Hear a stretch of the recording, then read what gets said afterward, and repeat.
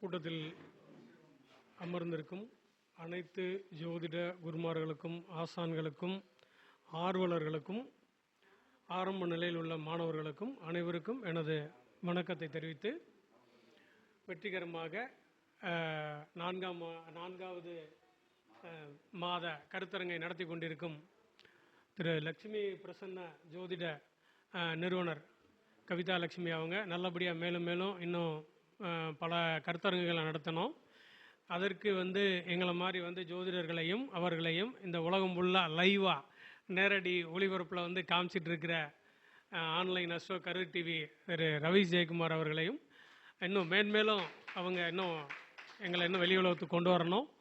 அதன் மூலியமாக மக்களும் பலனடையணும், நாங்களும் பலனடையணும். அதுக்கு எல்லாம் வல்ல பேராற்றல் உடல்நலம் நீலாயுள் நிறை செல்வம் உயர் புகழ் மெஞ்ஞானம் இவற்றை எங்களுக்கெல்லாம் தந்து ஓங்கி வாழ அருள் புரியுமாறு வேண்டிக் கொள்கிறேன். விஷயத்துக்கு போயிடுவோம்.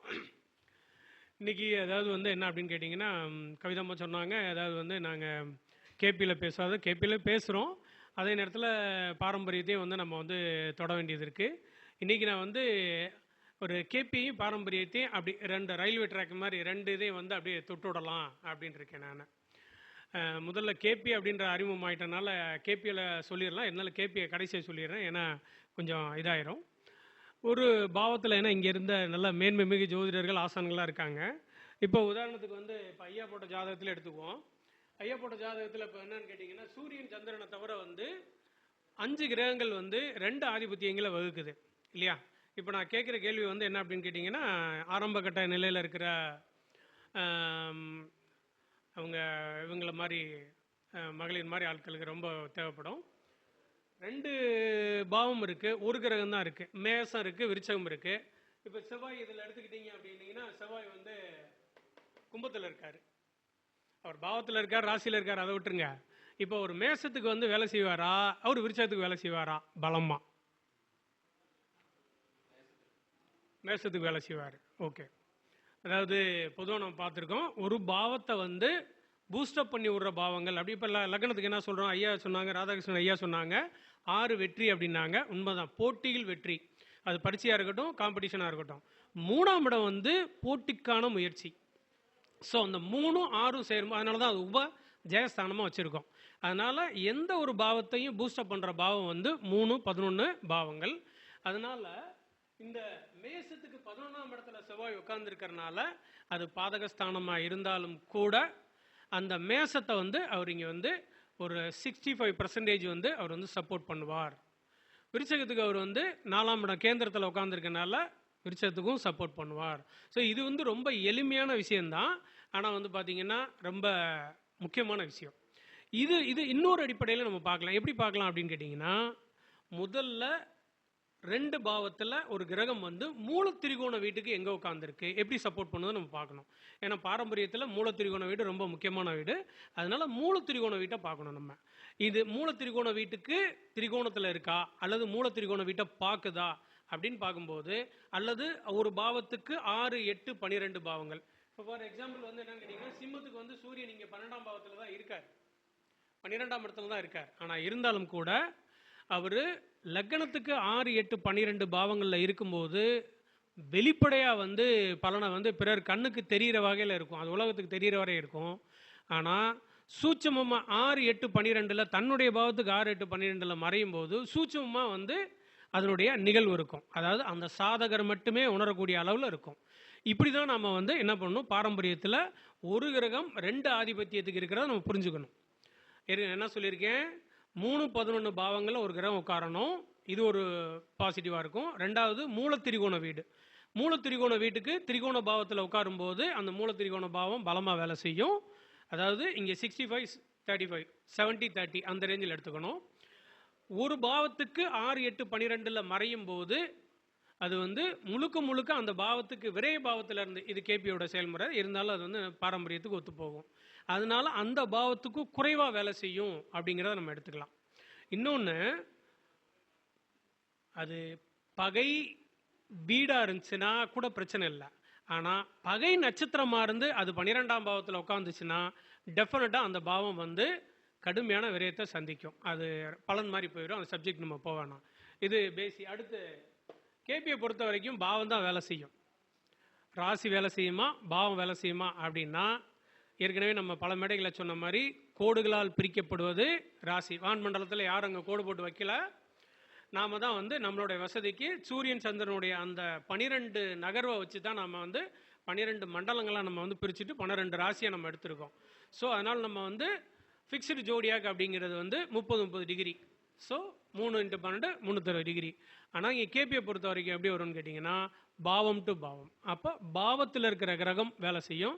அது ஐயா சொன்ன மாதிரி முதலில் ஒரு கிரகம் தான் நின்ற நட்சத்திர அதிபதியின் வீட்டை இயக்கும். இதை வந்து நம்ம வந்து கேபியில் முதல் தர குறிகாட்டிம்பாங்க. அதனால் இதை வந்து எதுக்காக நம்மளுக்கு உதவும், குழந்தை பிறப்பு இதெல்லாம் வந்து அடுத்த மேட்ருக்கு வரேன் நான். காரகம் பெருசா பாவம் பெருசா? இப்போ நான் பேசுகிறது வந்து ஜோதிடருக்கு எல்லாத்துக்குமே ஆரம்ப காலகட்டத்தில் கற்றுக்கிறவங்களுக்கு ரொம்ப உபயோகப்படும். பாவாதிபதி பெருசா காரகாதிபதி பெருசா? யாராவது ஒருத்தவங்க சொல்ல முடியுங்களா? பாவம். சரி, காரகம் தாங்க பெருசு. காரகம் தான் வந்து 70% காரகம் வேலை செய்யும், 30% தான் பாவாதிபதி வேலை செய்யும். இதை நான் ஆய்வு பண்ணி வந்து நான் தெரிஞ்சிருக்கிறேன், நீங்களும் ஆய்வு பண்ணி தெரிஞ்சுக்கோங்க. அதாவது அட்லீஸ்ட் வந்து இப்போ ஐயா சொன்ன மாதிரி புதன் வந்து சொன்னாங்க, புதனுடைய காரகத்துவம் என்ன, கல்வி. அது எந்த பாவத்தில் வெளிப்படுது, 9ஆம் பாவத்தில் வெளிப்படுது. அப்போ உயர்கல்வியை கொடுக்கும். அப்போ காரகம் தான் பிரதான. நாடியில் என்ன சொல்றாங்க, பாவாதிபதியே கிடையாது, ஒன்லி காரகாதிபதினு எடுக்கிறாங்க. ஏன் எடுக்கிறாங்க? இந்த காரகத்தை கொண்ட ஒரு பிளானட் இந்த காரகத்தை ஒரு டிரான்சிட்ல சந்திக்க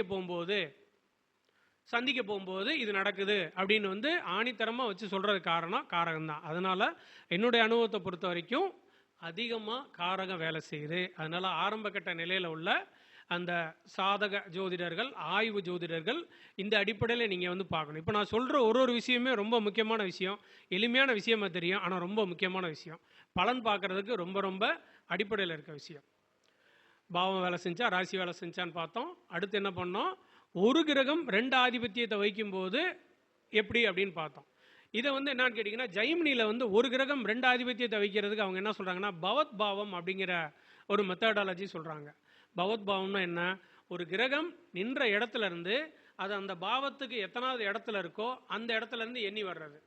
இப்போ ஒரு ஃபார் எக்ஸாம்பிள் வந்து மூல திரிகோண வீடு, இப்போ சூரியன் இருக்குன்னு வச்சுக்கோங்க. சூரியன் இங்கேருந்து எண்ணும்போது 12வது வீட்டில் இருக்கா, இங்கேருந்து திரும்ப எண்ணும்போது அப்போ 12ஆம் இடத்துக்கு வருது. அப்போ இந்த பாவத்துக்கு வந்து வேலை செய்வாங்க சூச்சமா அப்படின்னு அவங்க வந்து ஜெய்மினி அஸ்ட்ராலஜியில் அவங்க வந்து ஒரு ஃபார்மேட் கொடுக்குறாங்க. இப்படி எந்த மெத்தடாலஜியில் இருந்தாலும் பദ്ധதியில் இருந்தாலும் நாம் வந்து அது வேலை செய்தா இல்லையா அப்படிங்கிறத மட்டும் நம்ம பார்க்கணும். சரி, அடுத்து நாம் போகிறது வந்து என்ன அப்படின்னு கேட்டிங்கன்னா, நவாம்சம். பாரம்பரியத்தில் நவாம்சத்தை தொட்டு பலன் சொல்லாத ஜோதிடரே இல்லைன்னு சொல்லலாம். ஏன்னா கைப்பிடித்து வைத்தியம்பார், அதாவது நாடி பிடித்து வைத்தியம்பார், கால் பிடித்து சாரக்கால் தரிக்கால் பிடித்து ஜோதிடம்பார் அப்படின்னு சொல்கிறது தான் கால் பிடித்து ஜோதிடம்பார்னு சொல்லியிருக்காங்க. அதனால தரிக்கால்கள் அப்படிங்கிற சப்ஜெக்ட் இதே நான் கருத்தரங்களாம் பேசியிருக்கேன். பட் ஆனால் இதில் என்ன அப்படின்னு கேட்டிங்கன்னா, யூடியூப் வந்தோடனே என்ன ஒரு பிரச்சனை அப்படின்னு கேட்டிங்கன்னா, இந்த குருநாதர்கள்லாம் மதிக்கிறது கம்மியாக. இந்த தப்பை மட்டும் தயவு செஞ்சு பண்ணாதீங்க. அது வளர்ந்த ஜோதிடர்களாக இருந்தாலும் சரி, ஆரம்ப நிலையில் இருக்க ஜோதிடர்கள் இருந்தாலும் சரி, தயவு செஞ்சு பண்ணாதீங்க. அதாவது ஒரு புத்தகம் ஒருத்தவங்க எழுதுறாங்கன்னா, ஒரு ஆதர் ஒரு புத்தகம் எழுதுறாங்களா, நம்ம கவிதாமாவே நிறைய புத்தகம் எழுதியிருக்காங்க. அவங்க இன்னும் மேன்மேலும் நிறைய புத்தகங்களை வந்து ஜோதிடத்தில் எழுதணும்னு சொல்லி நான் வந்து இந்த நேரத்தில் தெரிவிச்சுக்கிறேன். அதாவது புத்தகத்தில் சந்தேகம் கேட்க முடியாது. புத்தகத்தில் அவங்க ஒரு செக்டார், ஒரு தீசிஸ், ஒரு கருத்தாக்கத்தை வந்து வச்சு எழுதியிருக்காங்க அப்படின்னா அந்த கருத்தாக்கத்தில் அவங்க என்ன சொல்ல வர்றாங்களோ அதை மட்டும்தான் நம்ம தெரிஞ்சுக்க முடியும். ஒரு யூடியூப்பில் வந்து ஒரு ஜோதிடர் அல்லது ஒரு அஸ்ட்ராலஜர் அல்லது ஒரு ஆய்வாளர் சொல்கிறார் அப்படின்னா அந்த நேரத்தில் யூடியூப்பில் என்ன ஒரு மெசேஜ் சொல்கிறாரோ அதை மட்டும்தான் கேட்க முடியும். ஆனால் புத்தகத்திலையும் யூடியூப்லையும் சந்தேகம் கேட்க முடியாது. ஆய்வு பண்ணுறது எதுக்கு நம்ம ஆய்வு பண்ணுறோம்? ஒரு பர்பஸோட ஆய்வோட நோக்கம் என்ன? நம்மளுடைய ஐயன் தெளியணும். ஏன்னா இந்த ஐயன் தான் வந்து பலன் பார்க்கறதுக்கு மிகப்பெரிய எதிரி. இந்த சந்தேகம் தான் மிகப்பெரிய எதிரி. ஏன்னா அது நர்வஸ் ஆயிரும். இந்த பொண்ணை இந்த பையனை சேர்த்து வைக்கலாமா, இந்த நேரத்தில் திருமணம் நடக்குமா நடக்காதா, இது குழந்தை பிறக்காதா, சரி ஏதாவது அப்படின்னு அடிச்சு விட்டுறலாம். அனுபவத்தில் ஏதோ ஆரம்ப கட்டத்தில் 1-2 தப்பு பண்ணியிருக்கலாம். ஆனால் அது உங்கள் சொந்தத்துக்கோ உங்கள் சொந்த குழந்தைகளுக்கே வரும்போது நீங்கள் அந்த முடிவு எடுப்பீங்களா? எடுக்க மாட்டீங்க. அப்போ சேஃபர் ஜோனுக்குள்ளே பாதுகாப்பு வளையத்துக்குள்ளே போகணும்னு நினைப்போம். அப்படி இல்லை, ஒரு அஸ்ட்ராலஜராக ஒரு குவாலிட்டியாக ஒரு தரமாக நம்ம இருக்கணும் அப்படின்னம்னா கண்டிப்பாக நான் எல்லா மேடையிலையும் சொல்லிட்டு இருக்கேன், கண்டிப்பாக நம்ம ஆய்வு பண்ணணும். அட்லீஸ்ட் ஒரு கருத்தாக்கத்துக்கு 50 ஜாதகங்களானா ஆய்வு பண்ணணும். நம்ம அந்த நோக்கத்தில் தான் இந்த ஆரம்ப கட்ட கருத்துக்களை இங்கே நான் வந்து போல்டாக, ஏன்னா நான் கற்றுக்கும் போது நான் கேட்கும்போது ஒரு சந்தேகத்தை நான் ஒரு ஐயத்தை நான் என்னை உறுத்திக்கிட்டு இருக்க கேள்வி என் குருநாட்ட கேட்கணும்னா கண்டுபிடி அப்படின்னு சாதாரணமாக சொல்லுவார். ஐயா ஒன்றும் இல்லை, ராசி வேலை செய்தா பாவம் வேலை செய்தேன் கண்டுபிடி அப்படிம்பார். ஒருவேளை அன்றைக்கி அவர் சொல்லியிருந்தாருனா கூட நான் என்ன அப்படின்னு கேட்டிங்கன்னா இந்த ஆய்வை தொட்டிருக்க மாட்டேன். அவர் கண்டுபிடின்னு அந்த சொன்ன வார்த்தை தான் என்ன அப்படின்னு கேட்டிங்கன்னா நம்ம கண்டுபிடிச்ச அடுத்தவங்களுக்கு சொல்லணும் அப்படிங்கிற தோணுச்சு எனக்கு. அதனால தான் இந்த எளிமையான அடிப்படை விஷயங்களை நான் இங்கே சொல்லிட்டு இருக்கேன். நவாம்சம் தொட்ட பலன் சொல்லாத ஜோதிடர்களே இருக்க முடியாது. இப்போ நமக்கு எல்லாத்துக்கும் ஒன்று தெரியும். என்ன தெரியும்? நவாம்சத்தில் எங்கள் குருநாதர் அருமையான ஒரு விஷயம் சூப்பராக சொல்லி கொடுத்தாரு. அதாவது சரராசியில் ஒரு கிரகம் இருக்கா, அதாவது சாரத்தை பார்க்க மாட்டோம், ராசி கேட்டால் நவாம்ச கேட்டா 2 இருக்கா. இங்கே சரராசியில் ஒரு கிரகம் இருக்குது அப்படின்னா அப்படியே என்ன, ஃபார் எக்ஸாம்பிள் நான் இங்கே சொல்கிறேன், நான் இப்போ இந்த டிகிரியில் நம்ம பார்க்கவே வேண்டாம். இப்போ சரராசியில் ஏதாவது கிரகம் இருக்கான்னு பாருங்கள், சுக்கிரன் இருக்காரு. இப்போது நவாம்ச கட்டம் இங்கே இருந்துச்சுன்னா நம்ம சொல்லிடலாம், நம்ம சாரம் என்னன்னு சொல்லிடலாம். ஏன்னா நவாம்சத்தை பொறுத்த வரைக்கும் அப்படியே இனி வரணும். சிறராசிகளை பொறுத்த வரைக்கும் நம்ம என்ன பண்ணணும், அங்கேருந்து 9ஆம் இடத்துலேருந்து எண்ணணும் நவாம்ச கட்டத்தில். உபயராசிகளை பொறுத்த வரைக்கும் 5ஆம் இடத்துலேருந்து எண்ணணும். இப்படி இங்கே நவாம்ச கட்டம் இருந்துச்சு அப்படின்னா டக்குன்னு பார்த்தோன்னே அது என்ன சாரத்தில் நம்ம சொல்லிடலாம், டிகிரிக்கே போக வேண்டியதில்லை. இப்போ உதாரணத்துக்கு நான் சொல்கிறேன், இப்போ ராசியில் ஃபார் எக்ஸாம்பிள் இங்கே இருக்கிற ஒரு ஜாதகத்தை எடுத்துக்கோமே, சனி 14 டிகிரி 19 கலையில் இருக்கார். இவர் என்ன அப்படின்னு கேட்டிங்கன்னா 14, 19, 13, 20 வரைக்கும் ஒரு நட்சத்திரம். அப்போ திருவாதிரை 2ஆம் பாவத்தை தொட்டு ஒரு திருவாதிரை 3ஆம் பாவத்தை தொடுறாரு. ஓகேவா?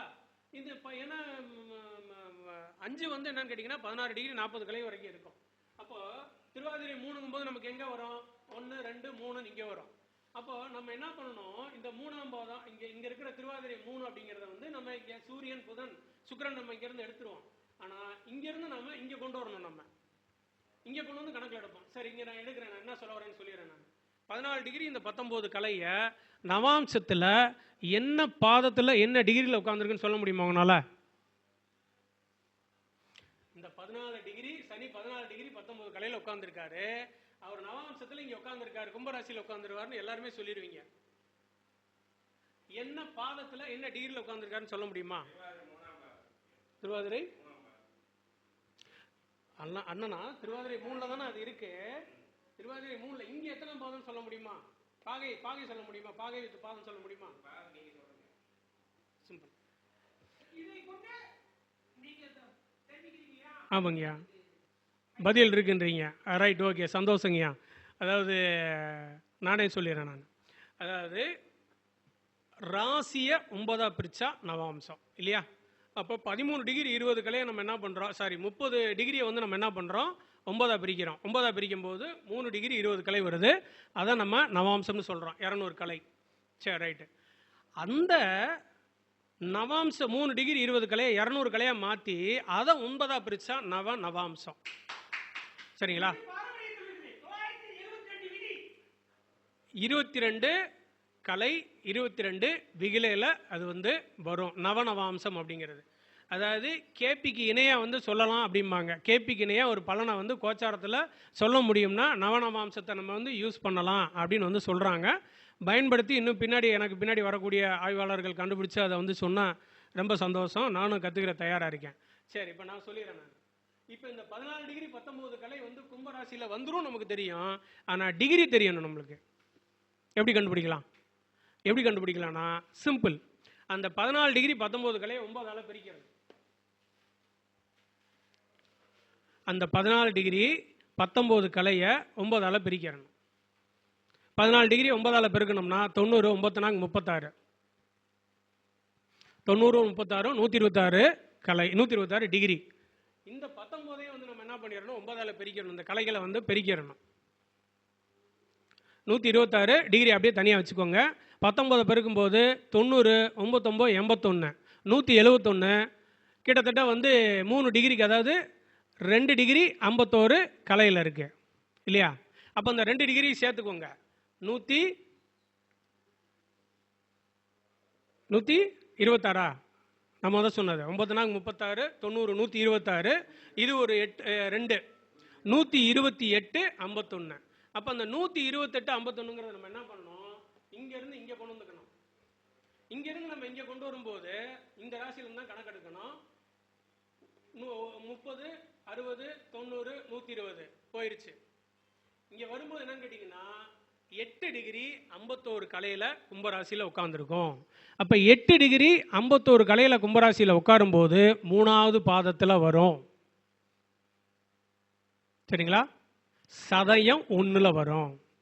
அப்போது இந்த எதுக்காக நான் இதை சொல்ல வரேன், நான் ஏன் இங்கே சொல்லணும் சார், நான் என்ன சார் நீங்கள் ராசி டிஸ்போஸ்டே தெரியுங்க, நவாம்சத்தில் ராசி உட்காரும், நீங்கள் எதுக்கு சார் பாக எங்களுக்கு இந்த நேரத்தில் தேவையே இல்லையே? காரணம் இருக்குது. அது ஒரு மெத்தடாலஜி. எப்படி அப்படின்னு கேட்டிங்கன்னா, அந்த சதயம் 1ல் அந்த சனி விழுகிறாரு, சதயம் விழுகிறாரு சார் 1ல் விழுகிறாரு. அப்படிங்கும்போது கோச்சாரத்தில் சனியுடைய திசா புத்தி அந்தரங்கள் நடக்கும்போதோ அல்லது சனி சம்பந்தம் இந்த இதுக்கு என்னன்னு கேட்டிங்கன்னா 2 3 2ஆம் பாவ ஆய்வு சம்பந்தமாவோ 3ஆம் பாவ ஆய்வு சம்பந்தமாவோ கோச்சாரத்தில் சனி ஒரு டிகிரியில் இருக்கிற அந்த 3ஆம் பாதத்தை கடக்கும்போது அந்த 2 3 சம்பந்தமான விஷயங்களை நாம் கணக்கில் எடுத்துக்கணும். எப்படி நம்ம லக்ன பாவத்துக்கு எப்படி 12 பாவத்தில் இருக்குன்ற மாதிரி சொல்லுவாங்க இல்லையா, மோஸ்ட் எஃபெக்டிவ் பாயிண்ட் MEP பாயிண்ட்னு சொல்லுவாங்க. அதாவது லக்ன புள்ளி இருக்குன்னா 12 பாவத்தில் அந்த லக்ன புள்ளி அந்த இடத்துல இருக்கிறதா நம்ம கற்பனை பண்ணி எடுப்பாங்க இல்லையா பாரம்பரியத்தில், அந்த மாதிரி. அதாவது கோச்சாரத்தில் குரு இந்த சதயம் 1 கடக்கும்போது 2 3 தொழில் சம்பந்தமான வரவுகளோ தொழில் சம்பந்தமான முயற்சிகளோ கண்டிப்பாக நடந்தே தீரும். 11ஆம் படத்துக்குரிய சுக்கிரன் அந்த 3ஆம் பாதத்தை சதயம் 1ஆன அந்த 3ஆம் பாதத்தை கடக்கும்போது இது ஒரு ஆய்வு. இது இருக்கா? இருக்கு. இப்போ நம்ம நார்த் சைடில், அதாவது நம்ம தமிழ்நாட்டுக்காரமாக தான் நார்த் சைடில் என்ன பண்ணியிருக்காங்கன்னா NPP, அதாவது நட்சத்திர பாத பத்ததி, அதாவது ட்ரெடிஷ்னலில் ஆல்ரெடி இருந்த ஒரு மெத்தடாலஜி அந்த அம்மா எடுத்துக்கிட்டு கிரக ஃப்ரிக்ஷன் அப்படின்னு ஒரு மெத்தடாலஜி அந்த அம்மா போட்டு இந்த மாதிரிலாம் அவங்க நட்சத்திர பாத பத்ததியை வச்சு இந்த பாதத்தில் பிறக்கும்போது சனி இந்த பாதத்தில் இருக்காரு, இந்த பாதத்துலேருந்து இந்த பாதம் வரைக்கும் எண்ணி இடையில எத்தனை நவாம்ச பாதம் இருக்குன்னு பார்த்து அந்த வயசில் இந்த சாதகருக்கு இது சம்பந்தமான விஷயங்கள் நடக்கும். 70 80வது பாதம்லாம் வரும். அதுக்கெல்லாம் அந்த அம்மா என்ன ஃபார்மேட் வச்சுருக்காங்கன்னு தெரியல. பட் NPP நட்சத்திர பாத பத்ததி அப்படிங்கிற ஒரு மெத்தடாலஜி ஆல்ரெடி இருந்த அந்த ஓல்டை இவங்க என்ன பண்ணுறாங்க, இப்போ எப்படி புது புது பத்ததிகள்லாம் வருது அந்த மாதிரி ஒரு பத்ததியை வச்சு கொண்டு போயிட்டுருக்காங்க. இந்த நவநவாம்சத்தை நீங்கள் கண்டுபிடிக்கணும் அப்படின்னம்னா இந்த இப்போ நான் சொன்ன 8 டிகிரி 51 கலையில் 2 பாதத்துக்கு உண்டான 6:40 கழிச்சிடணும். 6:40 கழிச்சிட்டு மிச்சம் இருக்கிற எடுத்து கலைகளாக மாற்றி 22 கலை 22 விகலைகளை வகுத்தீங்கன்னா நவாம்சத்தில் அது எங்கே, நவநவாம்சத்தில் அது எங்கே உட்காந்துருக்குன்னு தெரிஞ்சு போயிடும். இதெல்லாம் ஆரம்ப காலகட்டத்தில் இருக்கிற சாதகருக்கு ரொம்ப யூஸ்ஃபுல்லாக இருக்கும். இப்போ நான் சொன்ன, அதாவது ஒரு பாதம் டு பாதம் இந்த கிரகம் கோச்சாரத்தில் இந்த பாதத்தை தொடப்போகுது அப்படின்னு ஒரு ஆய்வு பண்ணிட்டு இருக்காங்க இல்லையா, நான் எடுத்து செக் பண்ணிட்டு இருக்கேன். அது எந்த அளவுக்கு வேலை செய்யுதுன்னு தெரியல. பட் ஆனால் வேலை செய்யுது அப்படிங்கிறாங்க. ஆனால் அதில் ஒரு 4-5 மெத்தடாலஜி இருக்குது, 4-5 கன்ஃபியூஷன் வச்சுருக்கு.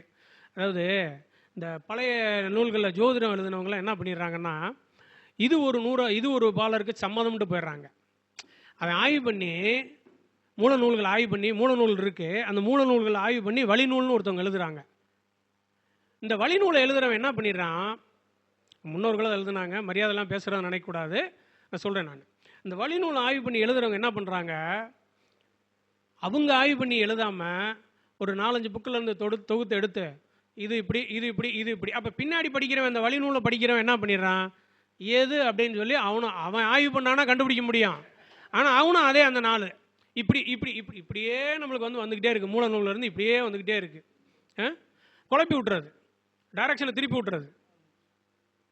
அப்போ அதனால தான் நான் என்ன சொல்கிறேன், ஒரு விதமும் ஆய்வு பண்ணணும் அப்படின்னு நான் சொல்கிறேன். நான் இப்போ நான் சொன்ன அந்த விஷயங்கள், பாரம்பரியத்தில் இந்த சொன்ன விஷயங்கள் கண்டிப்பாக நீங்கள் அதை கொஞ்சம் சீர்தூக்கி பார்த்தீங்கன்னா ஆரம்ப காலகட்டத்தில் இருக்கிற சாதகருக்கு ரொம்ப யூஸ்ஃபுல்லாக இருக்கும் அப்படின்னு சொல்லிட்டு கேபியில் ஒரு இணைப்பு அப்படிங்கிற மட்டும் பேசி என்னுடைய உரையை முடிச்சுக்கிறேன். நான் ரொம்ப நேரம் இழுக்க விரும்பல, எனக்கு பின்னாடி ஆட்கள் நிறைய பேர் இருக்காங்க.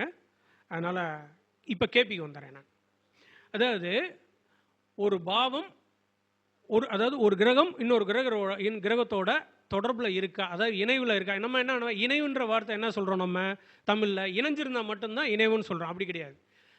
இணைந்திருந்தால் மட்டும் இணைவு கிடையாது. இணைவுன்னா எந்தெந்த வகையில் இணைவு, இது வந்து நமக்கு பலன் பார்க்குறதுக்கு தேவைப்படும். குறிப்பாக கேபியில் இருக்கவங்களுக்கு ரொம்ப தேவைப்படும். அதாவது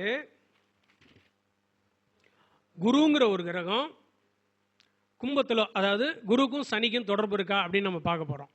குருங்கிற ஒரு கிரகம் மகர ராசியிலையோ கும்ப ராசியிலையோ இருந்தா, அதாவது அமர்ந்திருந்தா, அப்போ சனிக்கும் குருவுக்கும் தொடர்பு இருக்கு. ஒன்று குரு திசால எடுத்துக்கலாம், அல்லது சனி திசால எடுத்துக்கலாம், அல்லது குரு புத்தி இதில் எடுத்துக்கலாம்.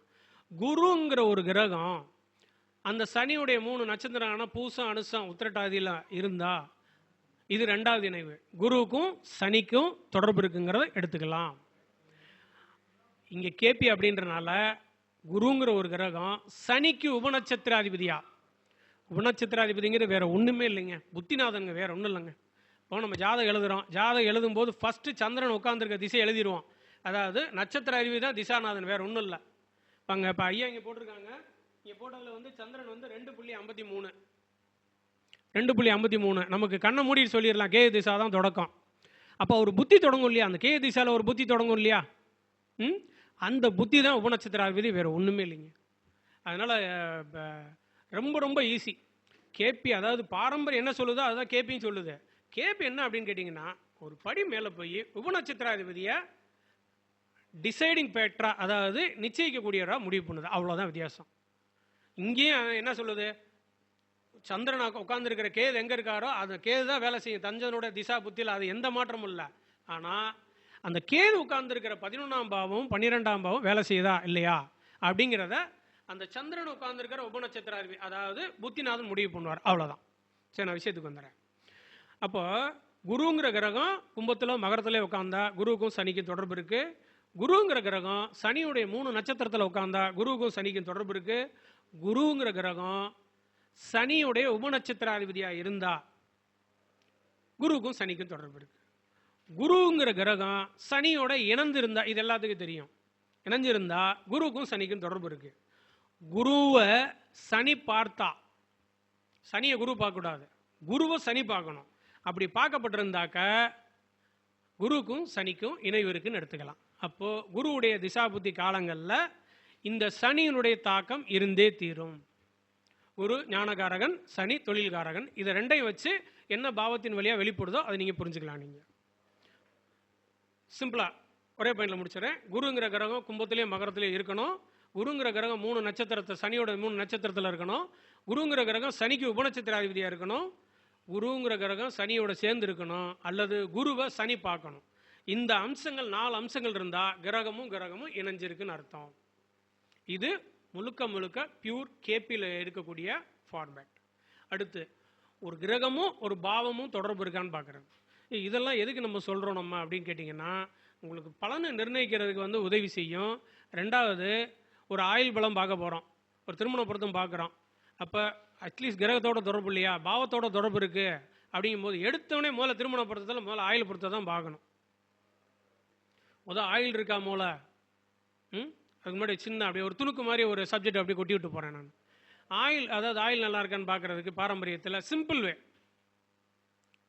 லக்னாதிபதி எடுக்கணும், 3ஆம் அதிபதி எடுக்கணும், 8ஆம் அதிபதி எடுக்கணும், 10ஆம் அதிபதி எடுக்கணும், சனி எடுக்கணும்.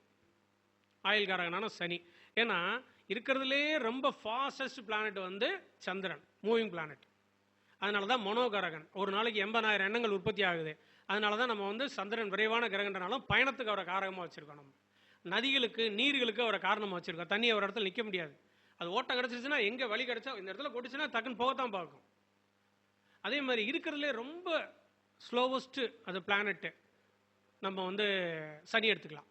அதனால தான் வந்து ஆயுளுக்கு அவரை வச்சுருக்கோம். ஏன்னா இங்கே வந்து உலகத்தில் எல்லாருமே நம்ம நீடித்து வாழணும்னு நினைக்கிறோம், 80 வயசு 100 வயசு ஆரோக்கியமாக வாழணும்னு நினைக்கிறோம் இல்லையா. ஸோ அதனால தான் கேபியில் என்ன சொல்கிறோம், இந்த சனி சந்திரன் இந்த புணர்வு தோஷத்தை எடுத்துக்கிறாங்க.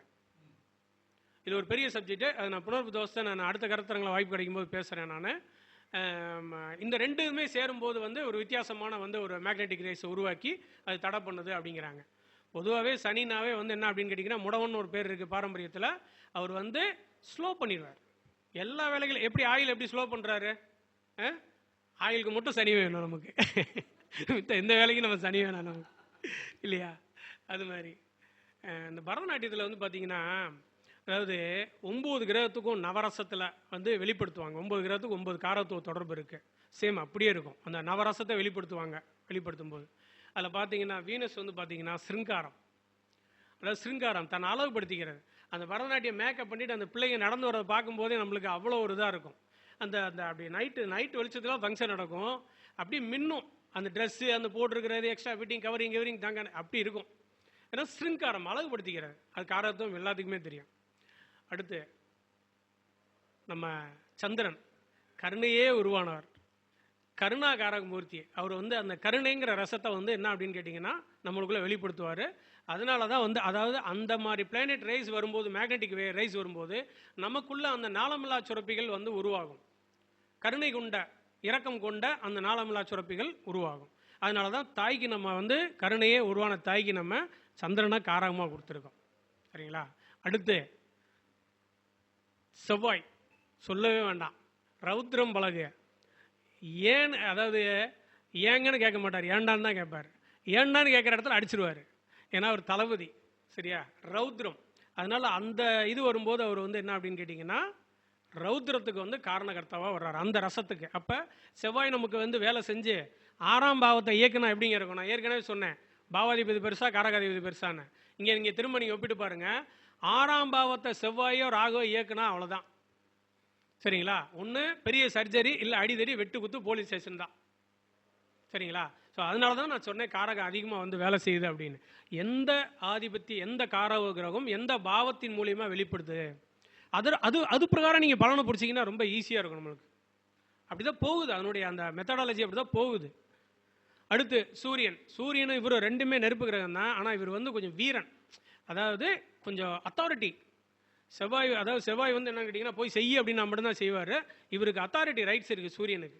அதனால தான் அரசாங்கம் எல்லா பவரில் இருக்கிறவங்களுக்கெல்லாம் நம்ம சூரியனை சொல்கிறோம். நவரசத்தை சொல்லிட்டு வரேன், இடையில கிரக இணைவு மட்டும் சொல்லி அப்படி நிறுத்தியிருக்கேன். அடுத்து பாவ இணைவு மட்டும் சொல்லிட்டு முடிச்சிடறேன்.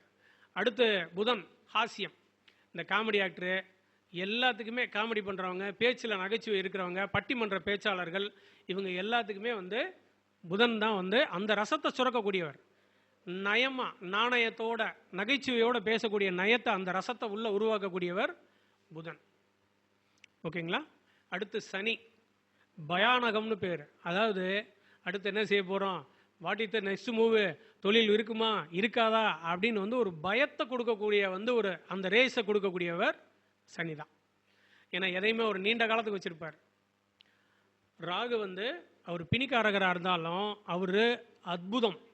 அவர் அந்த 9 ரசத்தில் அவருக்கு வரக்கூடிய ரசம் அற்புதம், பிரம்மாண்டமாக பார்த்து வியக்க வைக்கக்கூடிய செயல்களை, வாங்கம்மா வாங்க, பார்த்து வியக்க வைக்கக்கூடிய செயல்களை செய்யக்கூடியவர் ராகு தான். சைனாவை சொல்லுவாங்க ராகு தான் வந்து சைனாவை வந்து டாமினேட் பண்ணிகிட்டு இருக்கு அப்படிம்பாங்க. சைனாவில் செயற்கை சூரியனுக்கு வந்து உருவாக்கிட்டு இருக்கானா, செயற்கை சூரியனை உருவாக்கி அதுலேருந்து கரண்ட் எடுக்கலான்னு உருவாக்கிட்டு இருக்கானா, அந்த ரேஞ்சில் போயிட்டு இருக்காங்க.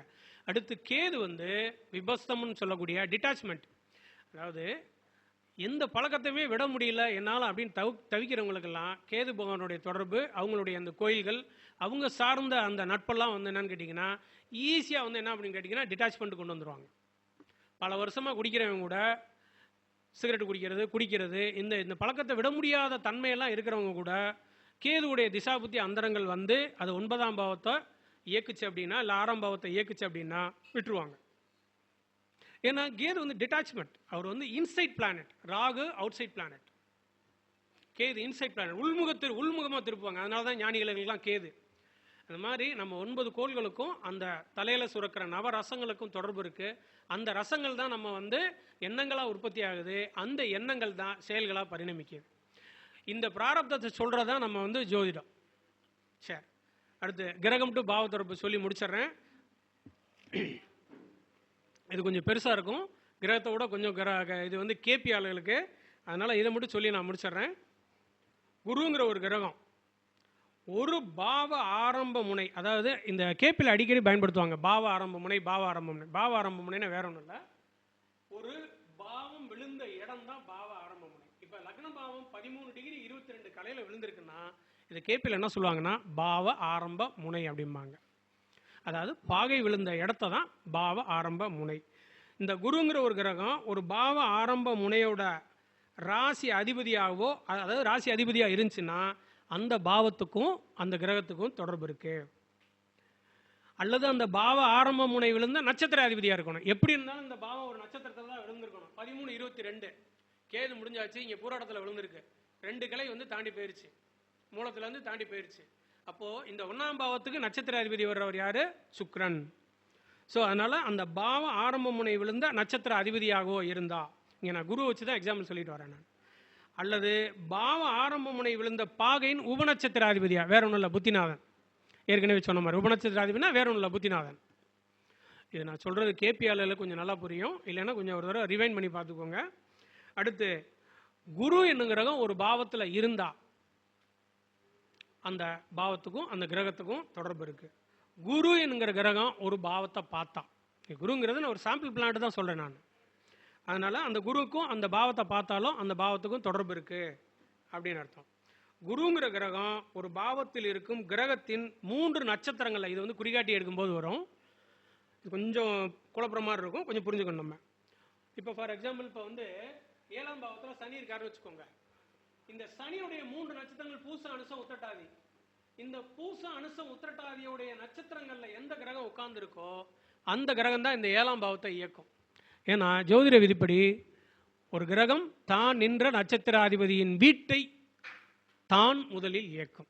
அப்புறம் 2வதெல்லாம் அப்புறம் 80% 90% இந்த ஃபார்மேட் இருதயமான கேபியில் இருதயமான ஃபார்மேட். இதெல்லாம் நான் ஏன் சொல்கிறேன், அதாவது ஜோதிட ஜாம்பவான்களுக்கும் ஜோதிட பேராசிரியர்களுக்கும் தெரிஞ்ச அந்த விஷயங்கள் வந்து எல்லாத்துக்கும் போய் சேரணும் அப்படின்றதுக்காக சொல்கிறேன். உங்களுக்கு பலன் பார்க்குறதுக்கு அது ரொம்ப ஈஸியாக இருக்கும், உங்களுக்கு உதவி புரியும். இதோட காரகத்தை நீங்கள் வந்து மேட்ச் பண்ணிங்கன்னா உங்களுக்கு ரொம்ப உதவி புரியும். அடுத்து குருங்கிற ஒரு கிரகம் அந்த பாவாதிபதி எந்த பாவம் விழுந்திருக்கோ அந்த பாவாதிபதிக்கு 3 நட்சத்திரம். இப்போ குருங்கிற கிரகம் குருவுடைய 3 ராசியில் 3 நட்சத்திரங்கள்ல விழுந்துருச்சு அப்படின்னா அந்த கிரகத்துக்கும் அந்த பாவத்துக்கும் தொடர்பு இருக்குன்னு அர்த்தம். குருங்கிற கிரகம் ஒரு பாவ அதிபதியோட இணைஞ்சிருந்தாவோ அல்லது அந்த பாவாதிபதியால் பார்க்கப்பட்டாவோ அந்த கிரகத்துக்கும் பாவத்துக்கும் தொடர்பு இருக்குன்னு அர்த்தம். இங்கே நான் வந்து என்ன அப்படின்னு கேட்டிங்கன்னா, ஒரு சப்ஜெக்டை சொல்லி அதை ஹோல்டு பண்ணிவிட்டு கிரகத்துக்கும் சொன்னேன், அதை ஹோல்டு பண்ணிட்டேன். இடையில வந்து ட்ரெடிஷனில் கொஞ்சம் கொண்டு வந்துட்டு திரும்ப கிரகத்துக்கும் பாவ தொடர்பையும் சொல்லியிருக்கேன். அதனால் ஒரு முறைக்கு 2 முறை கேட்டால் தான் புரியும். கேபியில் இருக்கவங்க கூட ஒரு 2 டைம் கேட்டால் தான் புரியும். என்னால் முடிஞ்ச அளவுக்கும் கிரகத்துக்கும் பாவத்துக்கும் உண்டான தொடர்பை வந்து நான் சொல்லியிருக்கேன். இது உங்களுக்கு பலன் பார்க்குறதுக்கு உதவும். நன்றி. இவ்வளோ நேரம் வரைக்கும் நான் பேசுனதை பொறுமையாக கேட்ட அனைவருக்கும் நன்றி நன்றி நன்றி.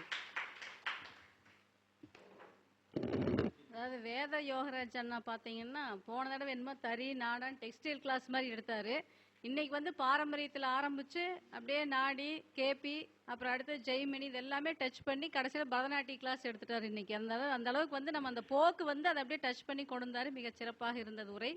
அவரை சிறப்பு செய்யும் விதமாக திரு ரவீஸ் அண்ணா அவர்களை மேடைக்கு அழைக்கிறேன். கோபி பிரியன் அண்ணா அவர்களும் விஜயகுமார் அவர்களும் சிறப்பு செய்வார்கள்.